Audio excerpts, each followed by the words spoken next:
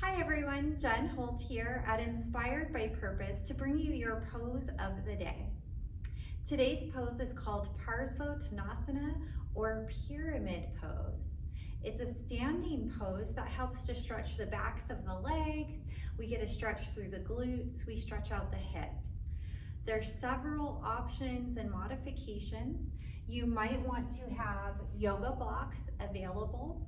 If you don't have yoga blocks, you could use whatever else you have at home, a little table, you could use a chair, you could use whatever other kind of box or block that you may have, whether it's for yoga or for something else.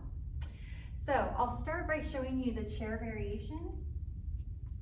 We're gonna start by taking our feet in front of the heels, standing in our Tadasana pose. So remember, those shoulders are back and down, shoulders, hips, and ankles are aligned.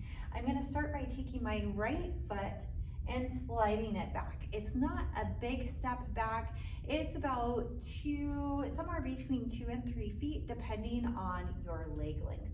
So just taking a little step back, and as you step back, that right foot is gonna come out to a 45-degree angle. The other thing to be mindful of here is as we step back, we're not stepping the foot back behind us. It's straight back, so we're maintaining the same distance between the two heels, and feet stay under the hips. Hips are coming even, so you might need to draw that right hip forward a little bit so that the right and left hip are stacked under the shoulders. So we're not opening up through the hip like so, that hip is coming forward. Now that you've got that, we're gonna take a forward fold and then we get into the legs. So I'm gonna come up just a little bit closer to my chair here. So you may actually have your front foot under the chair. We wanna keep the hips really even. So as you're coming in, you might keep the hands on your hips just so you can feel if they start to move around. Push down through the feet to lift up through the top of the head. As you exhale, you're gonna maintain the long spine as you start to bring the head forward. So we don't wanna be rounding the back at all. We're reaching the tailbone and top of the head in opposite directions. Now when you're ready, you can start to bring your hands down onto the chair, maintaining the length through the spine. You can hold here. If you're ready for more depth, you can start to fold in a little bit deeper. You might be able to allow the elbows to bend. If you have the flexibility for it, you might be able to bring your hands all the way down to your yoga blocks. And so you'll have your yoga blocks, if you're using them, framing the front foot. Make sure the spine stays long as you fold forward. Then you can adjust the blocks if you need.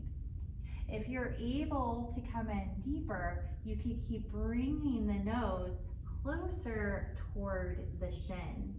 So you might be able to bring the hands to a lower level on your blocks, or you might be able to bring fingertips all the way down to the ground. Keep lengthening the top of the head and bringing the nose toward the shin while maintaining even hips.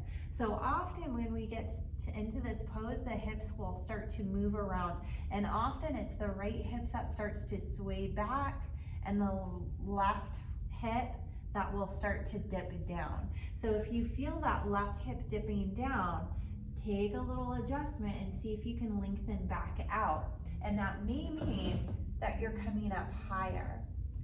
You can check it out for yourself by taking a hand to the lower back and looking to see if it feels even and flat, or if one hip feels like it's dipping or lifting.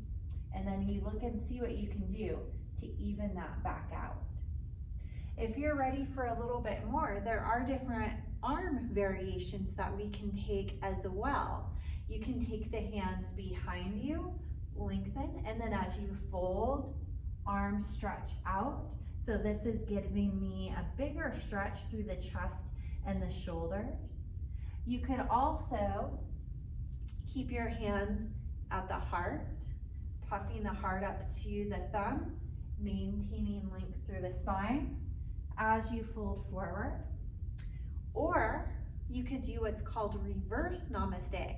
Now I'll say this is a big stretch through the chest and the shoulders. It is not for everyone. And if you're gonna move into this, you wanna make sure that you do some shoulder stretching beforehand to warm up the shoulders. I'll show you what it looks like, and the easiest way is for me to turn my back on you, so sorry about that. We're gonna bring the fingertips together, and then you might be able to bring the palms together on the back. So this is a pretty big chest opening.